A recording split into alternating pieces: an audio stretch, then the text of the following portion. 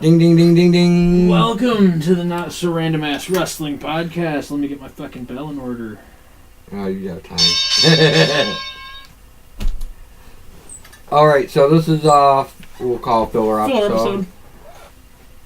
We're just gonna do, bunch of picks. Bunch of picks. All about wrestling. All about wrestling. So what do you want to start with? I say we start with the one I had mentioned earlier, the toys. All right. The ones we've always wanted, ones we may have had and lost, just things that the best toys that we could think of. Not specifically the action figures, maybe the action figures, but yeah, I'm thinking the accessories. I'm gonna start with the Macho King wrestling buddy. I want one still. Just because Macho King's badass. I would settle for a regular Macho Man. For the Madness one. The NWO Madness wrestling buddy. Wasn't it? Yeah, it's just Madness. Black and white. Yeah. So it's NWO. I'd settle for that one. But I want the Macho King. Right. I know I had the Ultimate Warrior wrestling buddy. A long time ago. I don't know what happened to it. You probably took it from me. That's how you got your Ultimate Warriors. You took mine. Bullshit. I got that for my birthday. Jeez. Can't find one. I'm gonna go with the blue cage. Remember the old blue cage from the big rubber figures? Right. That I've always been infatuated with that ring and that blue cage because it was so fucking realistic looking to the blue cage they had at the time. Right. But you gotta admit, your dad used to make great rings.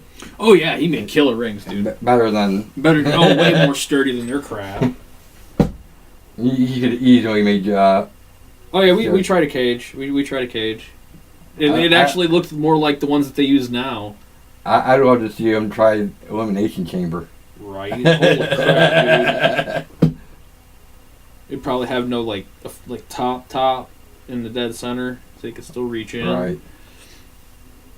Well, you'd have to do something like that because how the hell could you play with it? Yeah, right. Like just leave the gate, the door open on the one side. So I'm gonna go with. I'll go with the 2-packs that I actually had both of them as singles of the McMahon-Helmsley era. The McMahon-Helmsley era, Stephanie and Triple H. Nice. That is one of the best looking Triple H's they've ever made. Right. It really was. Like, spot on fucking details. Right. The leather jacket. I think I'm going to go in kind of the same thing and go with the action figure as well, but I still have the figure, everything that came with him, but I just would rather want him it's still in the package, and that's the Al Snow with head that got pulled off of the shelves of Walmart. It was a SummerSlam edition one. I got him like 2 weeks before all that shit hit the fan. And then like the shit, and I already had him out of the package done away and shit. Like, oh, I wish I still had the package. You know how much that's going to be worth one day? I have a couple Al Snows actually, but I have that one with the White Job Squad and head. I don't have the new one with the mannequin head, but like the Barbie doll head. I actually stuck that on another figure, just so the head could be a manager. I going to the wrestling part. I love the Too Cool match. Yes, SummerSlam, Too Cool versus Head and Al Snow. And Al Snow tags Head in and uses her because I guess that's how as a weapon because that's how I guess it worked. And he gets somehow distracted and loses Head, and they freaking throw a bottle of Head and Shoulders onto Head, so it gives him Jerry Lawler was special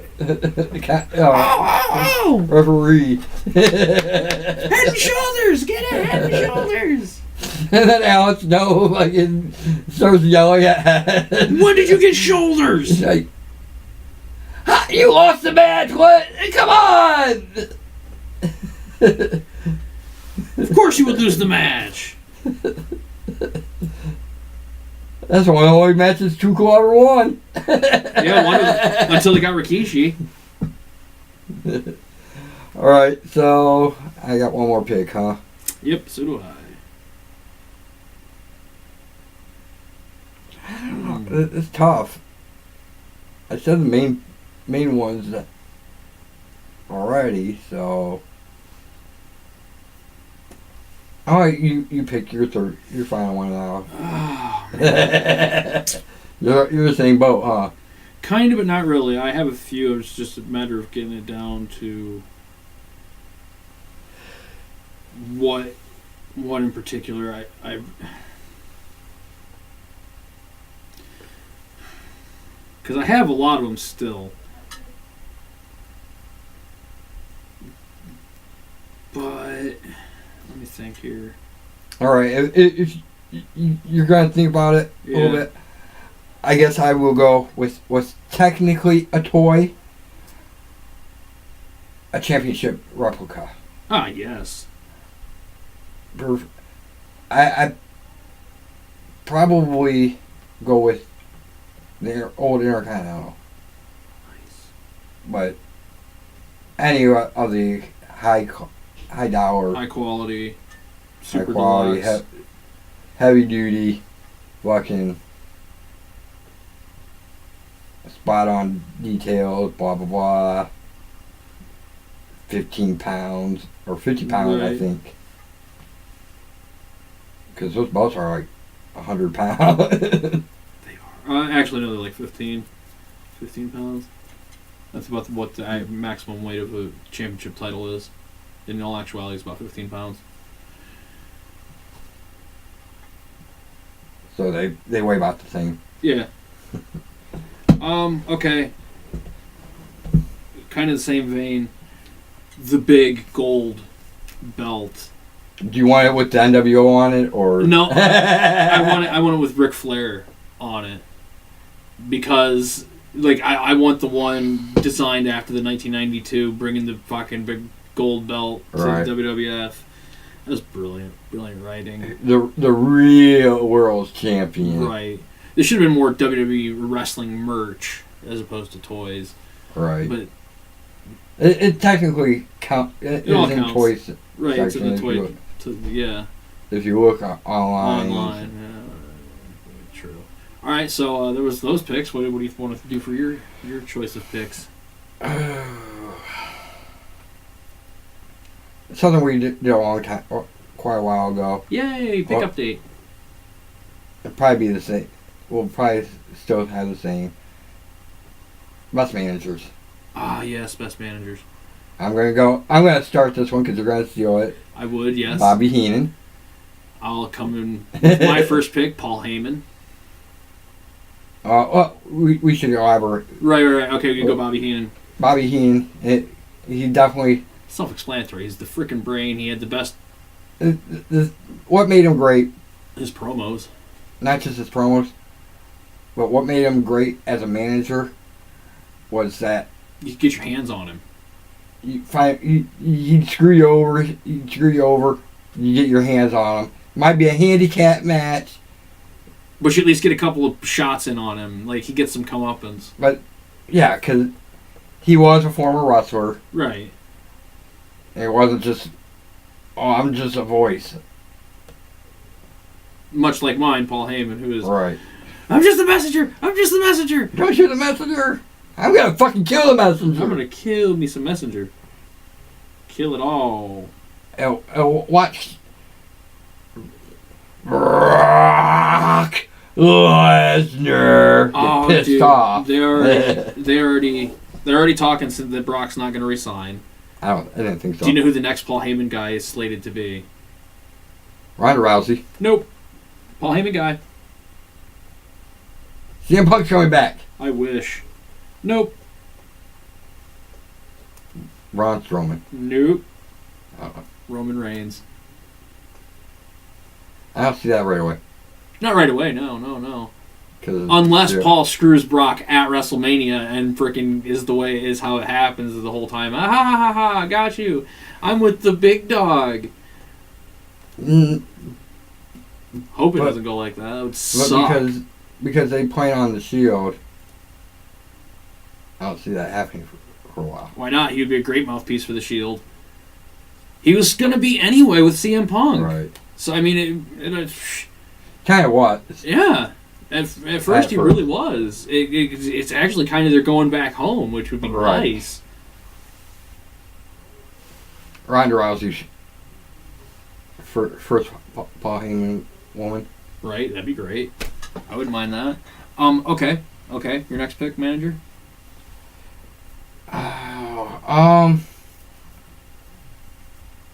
Somebody that annoys you. Jimmy Hart. Oh yeah. He was a good manager, though. He was a great manager. Fantastic. He's got to be one of the all-time greatest managers. Yeah. Nasty Mouth Boys, of the South. Mouth of the South. He was Hogan.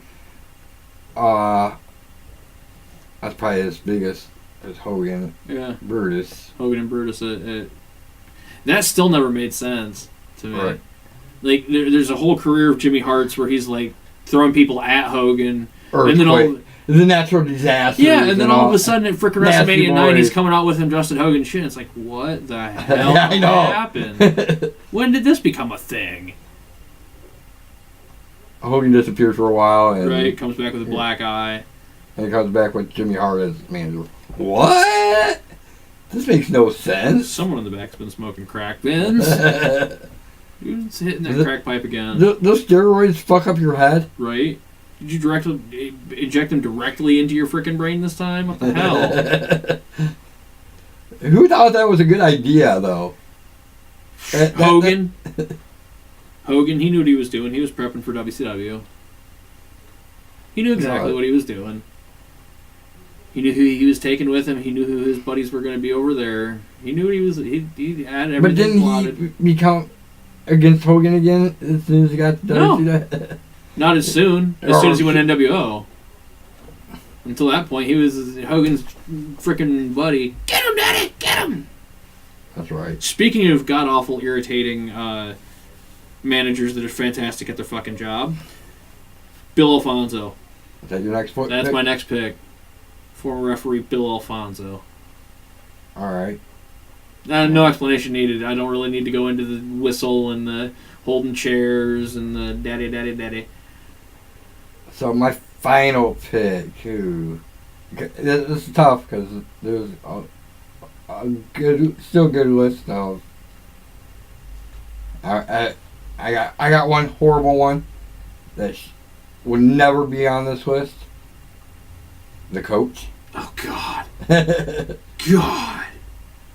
Now see, that should be our next pick. Worst managers of all time. I'm gonna go with Mr. Elizabeth. Damn it. I'm sitting here looking at the screen going, she's over my shoulder. If you don't pick her, I will. Mm-hmm. Miss Elizabeth, yeah. By far one of the greats. Still a shame she's not in the freaking Hall of Fame yet. Right. But look how long it took Macho. Right. And the way she died, they might have something to do with her not being in. Probably. I would guess that's probably right. I'm going to guess he doesn't deserve to ever be in it. But Luger? No. Because of the way Miss Elizabeth died? Makes him look really bad. He was suspect for murder. Yeah. It was his pills. Right. He got her addicted to it. Yeah, pretty much. Shall I throw my final one out there? Alright. Sensational Sherry. That's a good one. The antithesis of Elizabeth, but still a fantastic manager. Always did her job right. Drew the heat. Drew heat in for her and her people. The whole lead up, build up to the retirement match. Loser leaves match at WrestleMania 7, was it? Oh yeah, yes. Macho Man and Warrior, yes. Her begging Warrior for a championship opportunity. Oh, and her turn at the end when he freaking loses and she just goes off on Macho, dude. That made WrestleMania 7 was made on that. Right. That's the best match. Yeah. By far. Let alone the best story. I was gonna say it's the best story of the early WrestleManias. Up until about 12, WrestleMania 12. Of WrestleMania 7, that was the best match and story. Yeah. Um, Before that was Savage and Steamboat in the tournament. Yeah. Best. No, the tournament was the best story. That match was the best match. Right. Yeah. And those all of those involved one person, Macho Man. One of the greatest champions of all time. One of the greatest wrestlers of all time. Now, honorable mention, Mr. Fuji. Yes, the Fujimeister. Come on, some of his early stuff with Don Morocco. The salt, dude, just the salt. Period. Fuji Vice. Yes, that was brilliant. Some of the other ones he did with are those vignettes? Yeah, little vignettes. Yeah, that he Tuesday did Night Titans that they'd aired on. That he did with. I'll throw in another honorable mention too. Paul Ellering. He's got a great way of picking talent. Like he knows what goes into making a good tag team, and that's a very rare type of manager is to be able to pick a good tag team. All right, so there's half a show. Damn, we were able to knock that one off pretty freaking. We were nice and succinct, but still. All right. Shit. All right. Well, you make a pick because I did that one. Let's see. We did toys. We did managers. Favorite pay-per-views, just flat out overall the entire show, by far one of your favorites. Whatever. Doesn't no specific type. Doesn't have to be year. The year. Yeah. Or number or whatever. I'm gonna start off with WrestleMania 4. Nice. The tournament. That's a great. That made. It's one of my all-time favorite. Yeah. Yeah. By far one of the best pay-per-views of all time. You can sit down and watch it anytime, and if you're not entertained, you're not going to be a wrestling fan. If you are a wrestling fan, you're not a real wrestling fan. I'll go with. It looks like it's going to be WrestleMania. I'll go with WrestleMania 10. Okay. That's got a lot of great matches. Bret vs. Owen, the first ever ladder match on pay-per-view. The Yokozuna matches were really well done, and it is all Crush versus Macho Man, first ever Falls Count Anywhere type match that they really did on pay-per-view. It kind of started early seeds of Attitude Era kind of slid in there. I don't know which year. I had to look it up. I know it's SummerSlam. Give me a match off it. I'll tell you where. The UK SummerSlam. 92. That's one of the greatest SummerSlams of all Bret Hart fucking time. Bret Hart, and there was no World Championship match. Yep, Hogan didn't want to make the drive or make the trip. Nobody gave a shit because the main event was Intercontinental. No, yeah. There was a World Championship match, it just wasn't the main event. Huh? It was Hogan, or not Hogan, it was Macho Man and Warrior. Macho and Warrior. The main event was the best. Was the Intercontinental Championship. Yep. Bret Hart versus Bruce Bulldog. Everybody knew, and this is actually kind of opposite from what the rule is now. It's not 100% true anymore. That's opposite. The opposite is true, but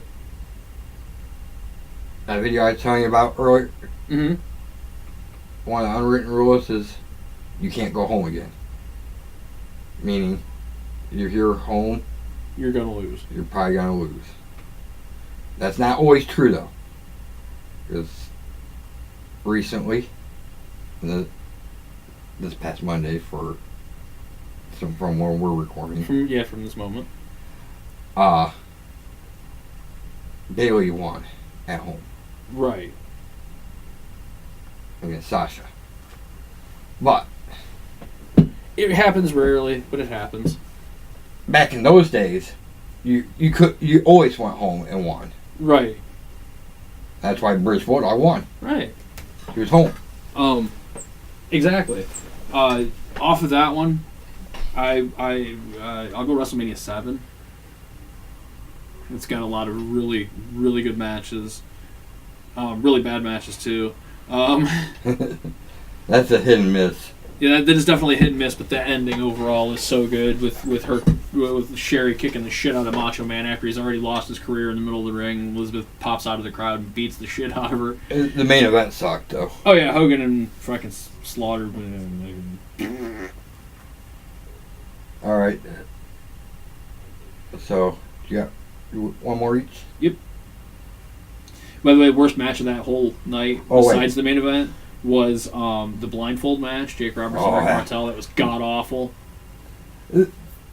They wanted to try something different. Right. It just didn't work. Of course not. You know they could see through those. Oh fuck yeah. Blindfolds. They were more masked. Or burlap sacks. Burlap sacks. over their heads. So, I got one more. You got one more after that? Yep. Wait, no, I think that might... No, that was my number 2, yeah. So...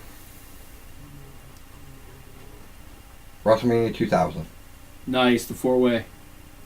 McMahon and Every... McMahon and Every corner. That's not the only reason. That's No, that whole show was good. First TLC. The hardcore Scramble. Yeah, dude, that whole show was fucking amazing. From start to finish is spot on. They did excellent. Yeah. Just the end. I'm a Triple H fan, yes. I might be a little bit biased, but that was great. Play screwing over The Rock. Vince screwing over The Rock and siding with Stephanie and Triple H. Right. To make him like the 4th person ever to retain his championship. One of the few. More and more people have done it since, but he's like 3rd or 4th person. Right. To go in as champion and come out as champion. Stephanie lost her championship that night, though. Alright, so you got one more? Yeah, I'm trying to figure out the exact year on it. Gotta make sure it's right. I'll be able to tell right away from the results as soon as I see the match. Yep, there it is. Slamboree 1998. Okay. It had matches such as Finlay and Chris Benoit for the World Television Championship. Really hell of a hard-hitting technical match.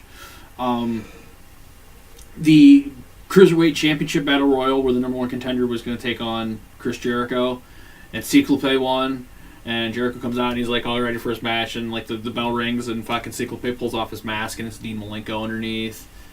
And he proceeds to beat his ass and Texas Cloverleaf him for the Cruiserweight title. The match, though, that really... The 2 matches that really stick out for me were Goldberg versus Saturn, because it was the first match that Goldberg really had someone push back. Saturn comes in and belts him with the chair, the ref goes to DQ him, and Goldberg's like, no! And the ref's like, alright, whatever. And the Bowery cage match, the Bowery death match, Diamond Dallas Page versus Raven, first time I've ever seen a VCR smoked across someone's head and just kind of turned into, like, pieces. It was brilliant. I'll never forget it. The main event was... the Outsiders versus Sting and Giant. Pretty sure that was the one where Giant made his turn and they ended up winning. It's hard to tell because Giant was back and forth.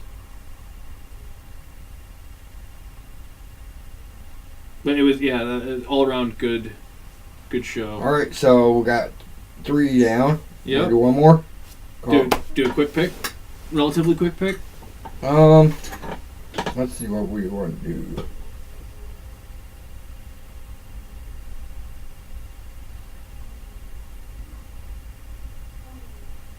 Favorite Raw moments. Oh, nice. Okay. I will start with DX parody of The Nation of Domination. Yes, classic. If you haven't seen it, YouTube it now. Go YouTube it. Pause. Go YouTube. We'll be here. Or as soon as this is done, go check it out. We're gonna be 5 minutes tops. I'll go with the pipe bomb, the CM Punk pipe bomb. That's great. Sid plops ass and just rips on Cena and the WWE, and proceeds to tell him exactly what he's gonna do, and it's leave the company with their championship belt. He did. He did it so convincingly. Kinda. He did. In storyline, he did. Right. That's all that matters, dude. We're keeping it kayfabe. Keeping it kayfabe. So, same vein as my first one. The press conference. Yes. Again, another one. DX press conference. Go look it up uncensored, preferably. Right. Friggin' hilarious. Hilarious. The whole thing was like WWE got a letter from USA Network, which then they just forwarded to DX. They just literally forwarded the standards and practices letter to Sean and Hunter, and they're like, "Should we just read this on air? I think we should just read this on air. Do you think we'll get away with it? I think we can get away with it." And the whole thing is hilarious. He's reading through it. We're not going to do this anymore. What? God damn it! Yeah. There would be no more dick references. Blah blah blah. What? No! Oh, come on! God damn it! Fuck! Shut your fucking mouth! Watch your fucking mouth! Oh, God damn it! Fuck! and then afterwards, USA Network is just laughing at it. Alright, that was brilliant. You use our own shit against us. We can't get mad. We told you what exactly to do and not do, and you were just informing us that you were no longer going to do and not do those things. It's hilarious, though. Brilliant, yeah. I'm gonna have to go with the night after WrestleMania 14, when Triple H comes out and gives that frickin' speech about waking up, about keeping DX alive, and out comes X-Pac, and like just that whole Monday Night Raw. The rebirth of DX that night was friggin' amazing. All right, I'm gonna go with one more, and yes, it's another DX. The McMahon's parody? No. I'm going with man parody, no, but another good one. Could be if you don't mention it, will be my honorable. The Jeep. Oh, the invasion. DX invades WCW. Yeah. That. Knock knock knock knock knock. Let my people go. And if you, all these moments are on the network, on YouTube. You can find them. You can find them. DX's video. Yeah. Oh God, if you can find that original VHS, that's the way to go. That's the way to go. The one I have where their arms crossed. Yeah, it's where it's got Sean Hunter and Chyna on the cover instead of all 5 of them. It's got Sean. It's got Hunter holding the belt in front of Sean, and Sean's like doing he's getting ready to deliver and suck it. All right, so you got one more as well. I shouldn't have to tell you about the invasion. Right, it's the invasion. It's the invasion, and it's one of them. It's actually one of their turning points, WWE's turning points. Right, and I'm going to go with one of their first turning points on Raw was 1-2-3 Kid beating Razor Ramon. That underdog win changed the whole perspective of Monday Night Raw, because people are like, the underdog, the jobber might win. We don't know. Right. We've seen this kid out here losing, and then all of a sudden he goes over. Right. All right. So honorable mention the Monday night where DX is making fun of the McMahons, and the baby was born. Oh God. Yes, and the screen. We got some of the first pictures. It's just pictures of Triple H on a baby body. It's brilliant. I don't. It looks familiar. So familiar. Just can't quite place it. I got an honorable mention as well. DX as well. The search for the Undertaker.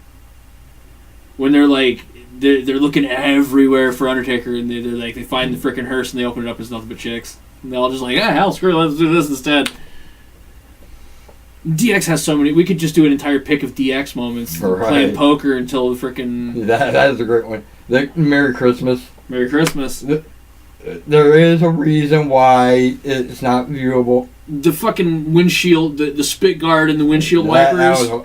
I remember when I was there. That is hilarious. And if you want to count like Outlaws moments too, like when the New Age Outlaws, even before they were in DX, they piled in frickin' Cactus Jack and frickin' Chainsaw Charlie and push them off the fucking stage. Oh come on, it's good, right? It's good TV. But the Merry Christmas one, you can't. It's kind of hard to find. Yes. Because they even mentioned it in the 25th anniversary of Raw. Oh, we can't talk about that. Your whole package slipped out. It did. Turns around, it's just like right there. Hello. We can't get that on the network now. No, they could because they brought up the DX censorship thing the first time. You know, like on the video though, like you can see it. It's there, like on that VHS I was talking about. Which, by the way, there's no DVD version of. Like it's modified. I've seen the DVD version. It's not the same video. They cut out like the Cheech and Chong went for a little ride reference, and I'm like, really? We know. Whatever. All right, so. Like, share, subscribe. Tell your friends. Tell your enemies. Tell your frenemies. To comment. Comment. Watch video. Make sure people are watching. Watch the backlog. Yeah, we want views. Views. Views and comments. Yes. Till next time. Keep it not so random. And ring the bell. Peace.